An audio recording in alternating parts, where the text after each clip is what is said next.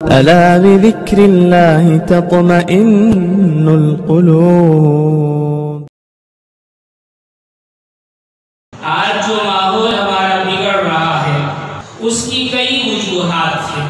سب سے پہلی وجہ یہ ہے کہ دین سے دوری، دین سے بیزاری۔ اللہ رب العزت کی وحدانیت کیا ہے ہم اور ہمارے بچے اس کی قدر و قیمت نہیں جانتے، ایک وجہ۔ دوسری وجہ، تعلیمی آزادی کے نام پر گمراہی کے راستے پر ہم نے اپنے بچوں کو ڈال دیا۔ تعلیم سے اسلام منع نہیں کرتا، اسلام سب سے زیادہ تعلیم کے حق میں ہے۔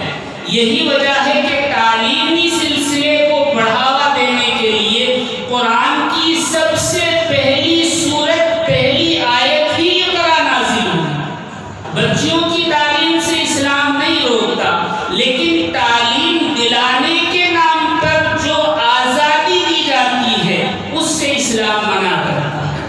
دوسری وجہ یہ، اور تیسری وجہ، بچوں کی ہر فرمائش پوری کی جاتی ہے، چاہے جائز ہو یا ناجائز ہو۔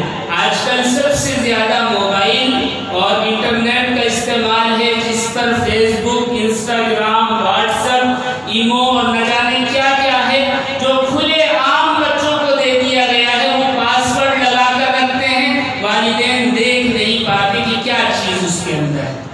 یہ تین بڑی وجہ ہیں جو ارتداد کی طرف ہماری بچیوں کو اور بہنوں کو لے کر جا رہی ہیں۔